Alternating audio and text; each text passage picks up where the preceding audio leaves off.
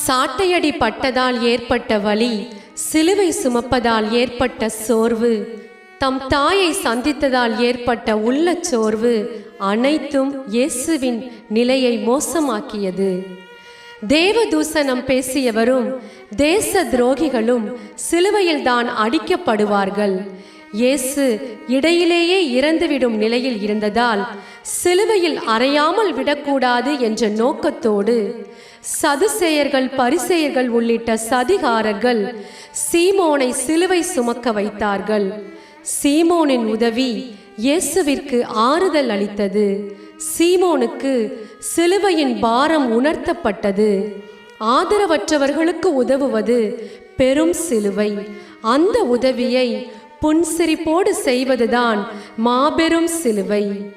நாம் திக்கற்றவர்களுக்கு தீனி போடுவது பெரிய விஷயம் அல்ல.